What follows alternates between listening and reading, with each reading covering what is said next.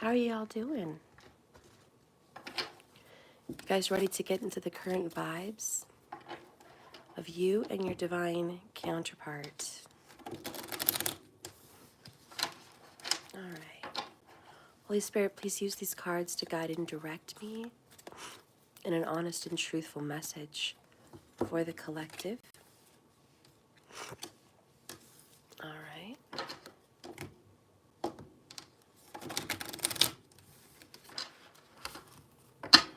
How are you guys doing? Happy New Year, guys.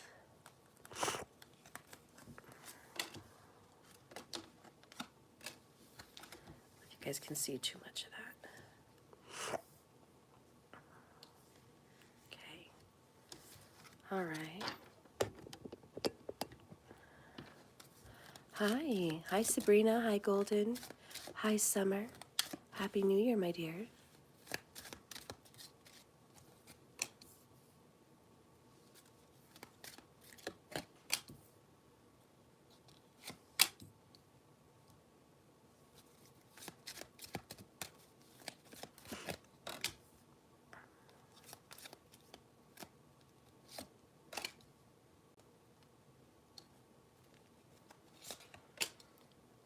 All right. Bottom of the deck, the overall underall is masks, the masks we wear. By the way, I started this video at 11:11. I couldn't quite get in. I tried to hit play at 11:11, but it was streaming a little bit too long. But this video did start to be created at 11:11, so I wanted to share that with you guys. Anyways, here we have 3 faces. All right, and we have night and day. Very different, very, very different for everybody. I think the overall underall energy is, I don't know what to do. There's some confusion here, and I'm wearing a mask, and I really don't know who I am, and I'm learning that. I'm trying to balance also my shadow side and my conscious side, my outspoken self. So your divine counterpart, the current vibes, your person is looking for some inner balance and trying to be accepting of who they are, even if they're not sure exactly who they are. Happy New Year, Divine. I wanted to answer a question for someone. I forgot her name in the comments. I'm sorry. I can picture your face, but I can't think of your name. But there was a comment that I read. Ooh, excuse me. And it said, how could a divine counterpart be a player? That sounds like a distorted masculine. And I wanted to touch base with that with you guys. And I've been with a lot of you for many years, long enough for you to know my take on that. But there's others that do not know my take on that. So I'm just going to share quickly here. The only thing that is distorted about a divine partner and a karmic is this: someone's belief that a divine counterpart is only ever loving, is only ever good, and is only ever of light. This is where the confusion begins for people. Angela Jovely, thank you so much for the Cash App. Oh, thank you. I love you. Thank you. But that's where you start to take yourself down a path of expectation, belief, and a distorted point of view. And you're going to be very disappointed and very let down. Why? Because we're human. We are a spiritual being having a human experience. Would you consider yourself not divine based on the things that you've done? And a lot of you would say, well, I've done things and I've awoken and I don't do things like that anymore. But you were given the opportunity to change. No one was watching you under a microscope and waiting for you to divinely develop. And you're still divinely developing. And it is part of the ego to believe that you are flawless, that now you are enlightened, therefore you have no issues.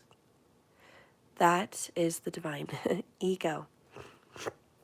You are learning that you will be making mistakes. You will make mistakes such as being judgmental. You will make mistakes such as being temperamental and out of control and disoriented with your emotions. You will make mistakes because you will be unregulated at times and unbalanced with yourself, with the things that you do in your emotions. You will claim not to hurt a soul, but you will hurt souls because that is the human nature. And you will be sorry, and you will be apologetic, and you will be healing. That's great. You're still divine. So when you're talking about a divine partner that is being a player, that is cheating, why does that come up so often with a masculine? If you'll notice, a lot of those scenarios tend to pop up in a masculine reading. And there is an answer for why. They are on the lower chakra, karma, dharma, basically, which is the root, the sacral, and the solar. A lot of the masculine's lessons, which is why they were reincarnated as a masculine, has something to do with family, money, career choice, sex, relationship,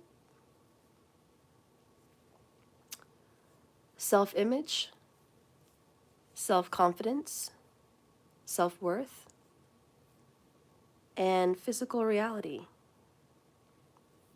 That is because they are lower chakra based. Because the masculine energy is the lower 3 chakras. And of course, they will have an enlightened lesson through the heart. Feminine lessons tend to happen through the upper chakras, the throat, the third eye, and the crown. Now, I'm not saying you guys can't swap. I'm not saying that you don't have family issues or self-worth issues or sexual issues.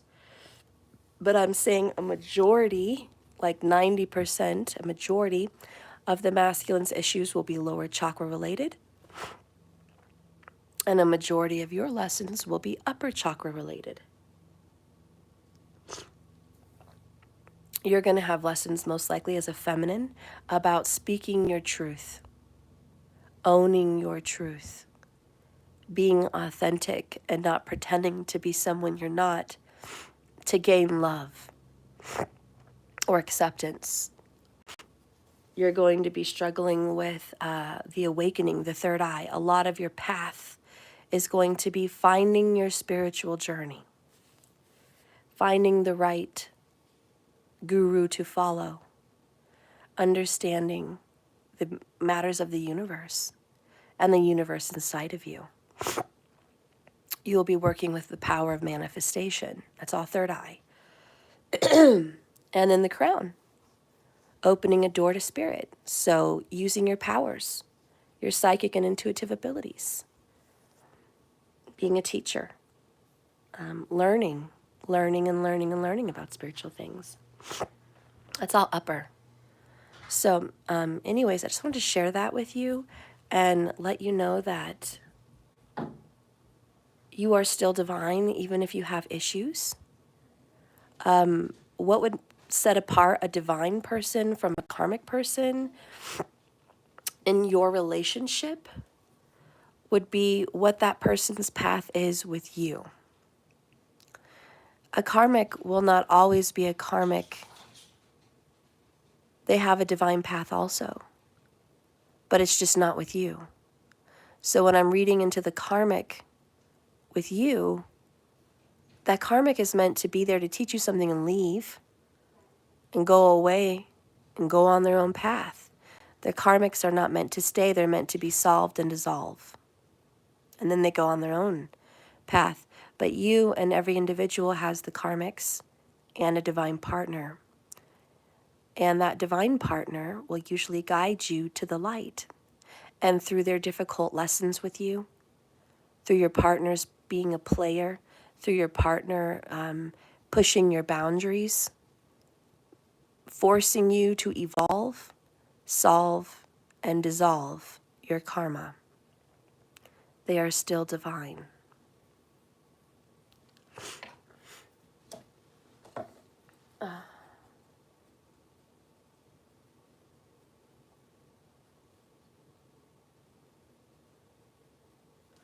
So anyways, I wanted to share that with you guys because someone did have that question, and I hope that that answered it as clearly as it could possibly be.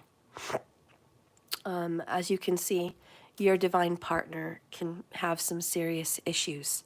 It doesn't make them not divine. It means that partner was on your path to take you through this nightmare so you can do things for yourself. And if it is a divine partner, there will be forgiveness and there will be healing and ascension, because the whole purpose in your spiritual walk is to ascend, and that is to ascend through the chakras. They are ascending from the base chakras, and they have a longer way to go than the feminines because they have to go through the base all the way to the top. You guys are most likely going through the top chakras.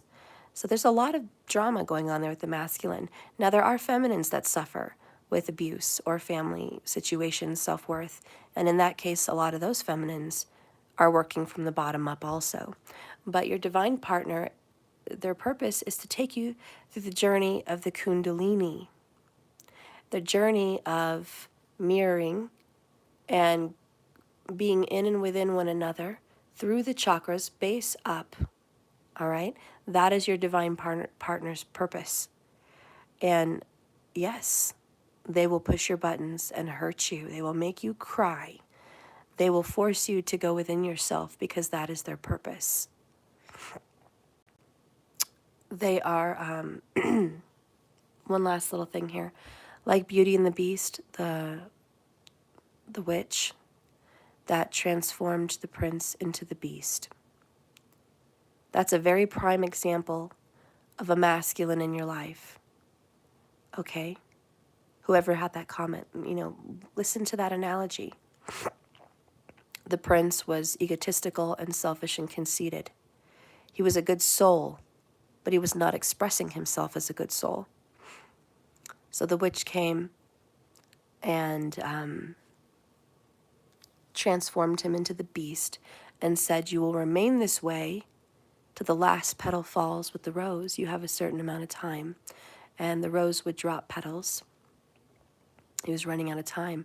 Bel shows up, divine partner, triggers him to change. And you masculines and feminines can dance around the partners, because sometimes you'll be the beast, sometimes you'll be Bel, you'll be Beauty. Okay? And you guys can swap and mirror. That's what divine partners do. Sometimes you're more this energy, sometimes you're that energy. And that's when you come in and out of your feminine and masculines, kind of swapping places with certain lessons. Okay? But your divine partner loves you and wants to help you ascend, just like the witch wanted to make the beast ascend.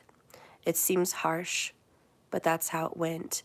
And the beast treated Bel terribly. He had no manners. He locked up her father. He was controlling and abusive, in the real story of Beauty and the Beast. And she was forthright, honest, and forceful. Yes, she was. She stood her ground, and she was not scared of him. And she taught him a few things. And in her stability, being strong in herself, she caused him to go inside himself, all through the act of falling in love with Bel. Because love, as you've heard, is the healer of many, many things. It covers a multitude of sins. Love is the energy that transforms. Love is the energy that heals. Yes. So through love is this beautiful alchemy. And that's why the masculine and the feminine work together. And through love and romance and a connection, you guys ascend. Because you're falling for one another. And that is a manipulation tool from the universe to get you guys to ascend. They need some incentive, right? You guys need some incentive to grow. And that's the loving partner. But there are trials and tribulations. And once you guys have ascended, the beast turns into the prince. You know, your masculine will turn into Prince Charming someday, or Princess Charming, okay? But there is time, there is lessons that need to be done. Yeah, tale as old as time. That's right, Courtney. But I just wanted to share that, okay? So when you're thinking of a divine partner, think of the beast. Don't think of Gaston, which, by the way, was toxic on the inside. A lot of you guys think that a divine partner is going to be sweet, loving, charming, good, everything everybody wants, but that's just the outside. There's usually hidden issues with that, and that's usually the karmic. The karmic will surprise you. They'll hook you in, and they'll surprise you, and you will discard the karmic. And that's where people go through a lot of relationships. You guys might travel through several relationships. One last question I want to touch on. Can a divine partner be a mother, a dad, a son, or a daughter? Could your DM be that? No. I'm sorry, but no. Your family can be divine soulmates. You can have divine purposes with certain family members. You can have karmas to solve, healing to do, ascension, assistance from a family member, and they will be divine family. They will be little earth angels in your life. And yes, certain family members you have reincarnated with because you've been there with them before. So there's definitely soulmate. If you think of the word soulmate, it is a soul friend. Mate is friend, soul friend or soul lover. And so that can become many things. Many things. We can have quite a few soulmates, okay? But as far as what we do here on this channel and this particular journey through your spiritual process, we are focusing on divine, intimate relationships. And that is different, okay? Anyways, I wanted to answer those questions. If you guys have any other questions, let me know. But that was for the person who said, could a divine masculine be a player? It sounds more like a distorted masculine. So to whoever put that comment out there, I hope I answered your question as eloquently as I could. If you have any further questions, please let me know in the comments, and I will be sure to address them in another video. Okay, so the cards that I pulled out, sorry, I know I'm congested, it's ridiculous. This is the mental space that your person is in regards to you. This is the person's life and environment about what's going on around them, just in family, in home, and who's just around them. This over here is going to be their feelings towards you, all their emotions that they have in regards to you. And this over here is going to be their career, their work, their duties, responsibilities. Okay? All right, so let's get in. So now we're getting into the mental space.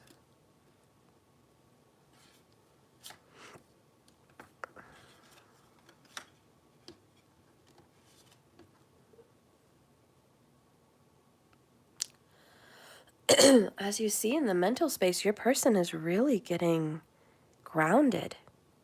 They have a very nice, stable mental space at this moment.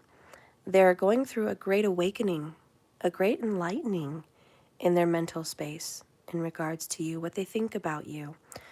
Notice the anchor is being grounded, being placed somewhere, feeling like you're not going to move, okay?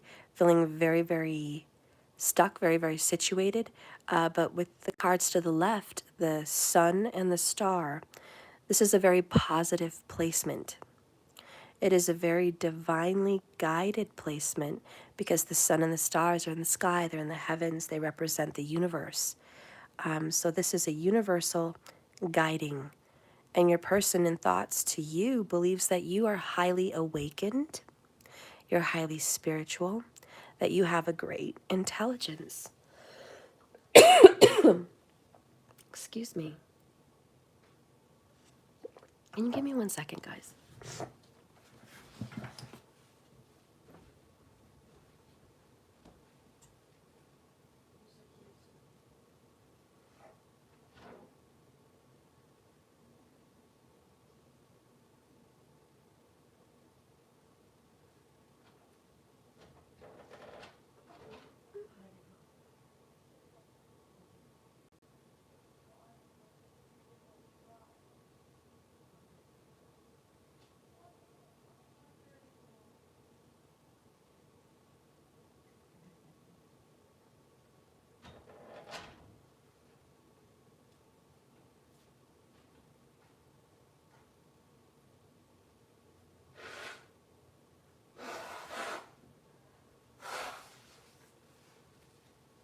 Sorry, guys, I need to blow my nose. Necessary. Okay. So your person is actually in a really good, very, very, very, very positive position in the way they think of you. And dare I say, you have to look up at the stars and you have to look up at the sun. This person looks up to you. 22 minutes, 22 seconds when I saw that, just saying. This person looks up to you and is very trusting of you. You are an anchor and you are a rock in this person's life. You mean a lot to this person. It's a very close relationship. I wish I could breathe without issues. That would be lovely. The light shines from the sun card, and it is very energizing, revitalizing in nature, and it's very healing. It signifies confidence to step into the light and take new direction. The sun says, I am your success. Hear me roar. I control my ego, your charisma. I boost your confidence and your courage. I bring healing and victory. Yeah, thank you. I bring victory and healing and glory.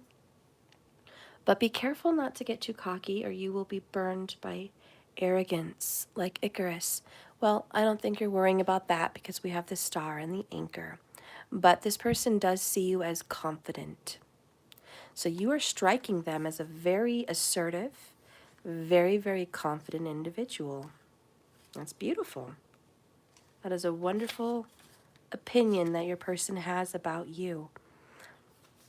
And as far as you being their rock, their anchor, their healing source, the anchor says, with stability and security, I bring you peace of mind. I push you to persevere and help you reach your goal. Watch out for negative cards. Because if they're negative cards, I might be your shackle and pull you down a hole. Well, there's no negative cards here, so you don't have to worry about being pulled down and being in a shackle.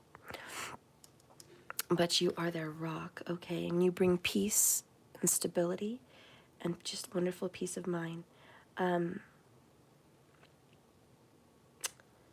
It's about all the hard work is worth it because it will be paid off in the end.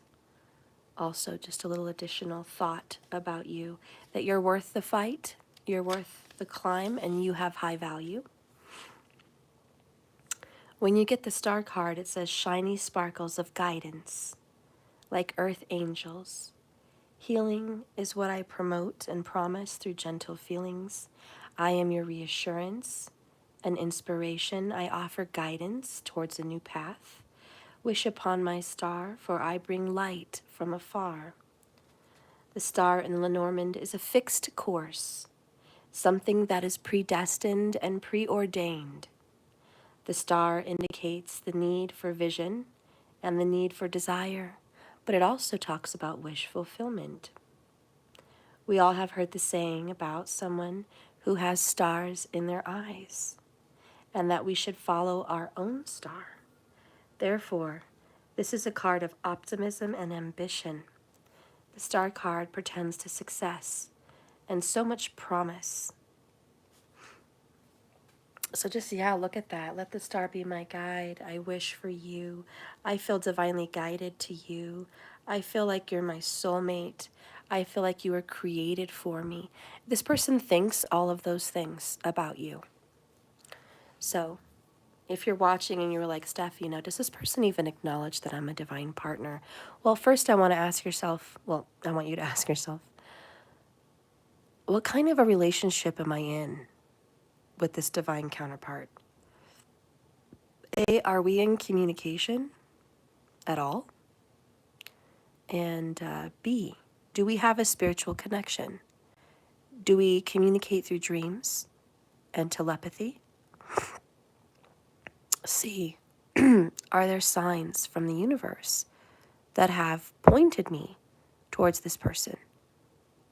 Signs such as continuous numbers, messages through movies and songs, constant crossing paths, premonitions, like psychic premonitions, dreams. I don't know if I already said that. Is there similarities in your path?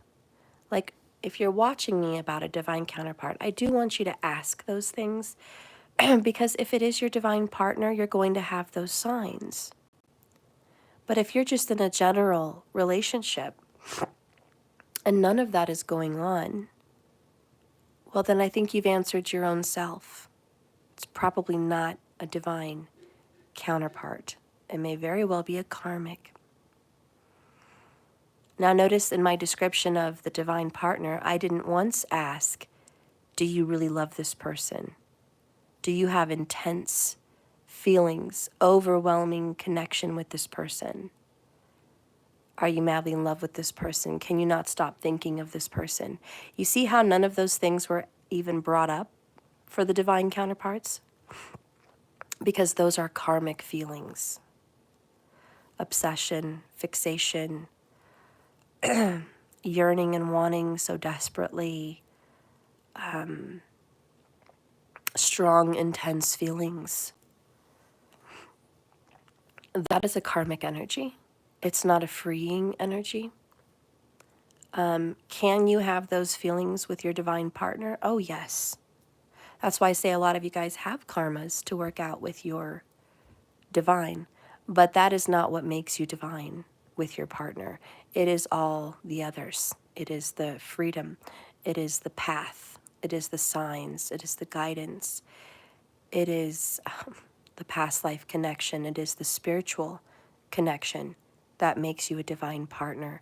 So if you are in an intense relationship, perhaps it's abusive, perhaps it's extremely stressful, perhaps it's very absent and very distant, but yet you still have feelings of obsession and constant thinking of them, then that is more karmic than anything. Okay? It's just more karmic. And that's okay. Nothing's like, oh my God, I'm in a karmic relationship. It's terrible. It's bad. No.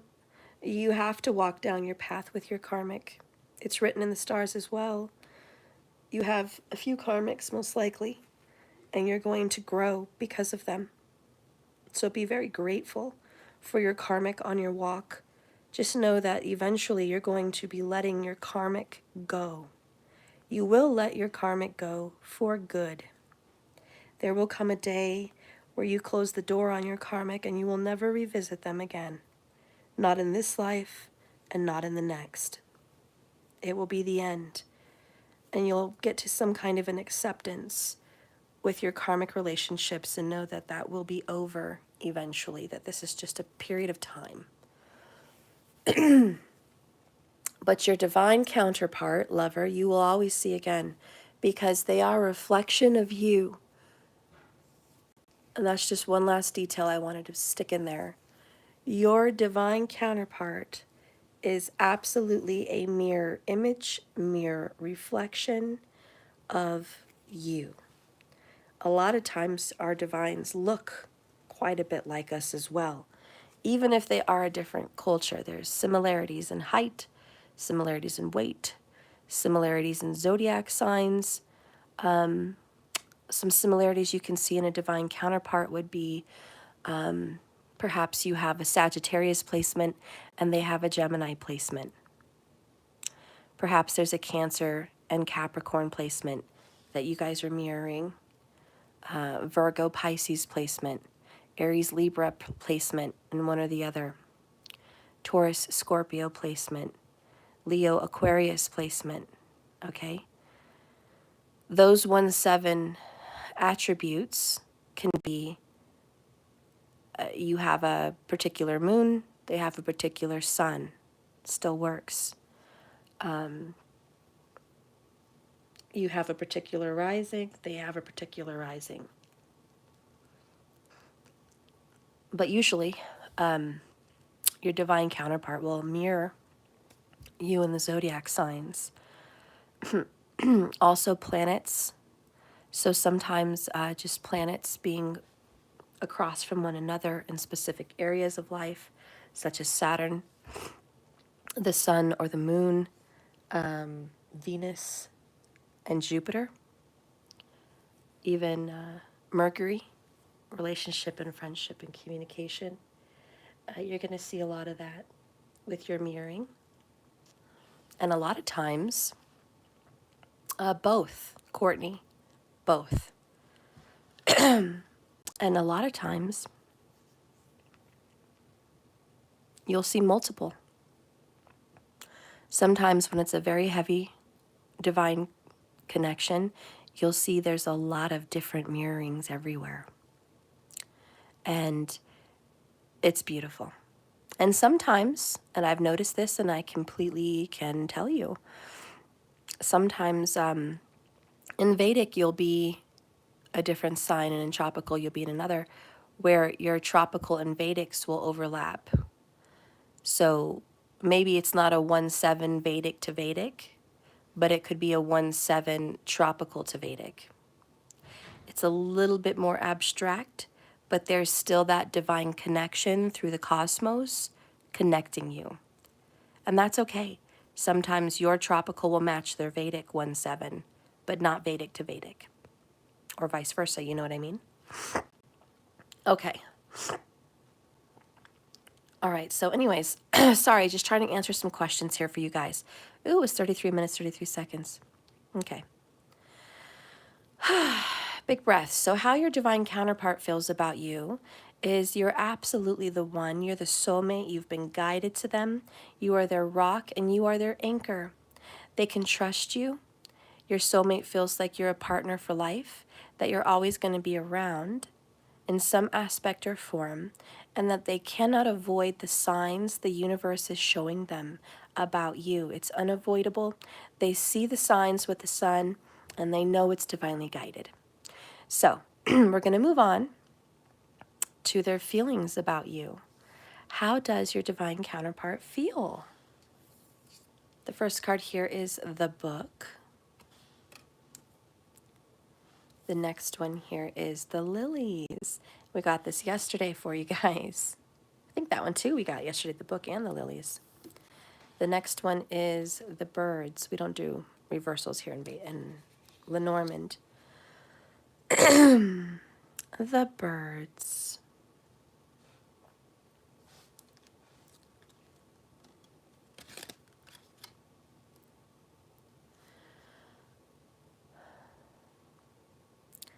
The birds represent communication,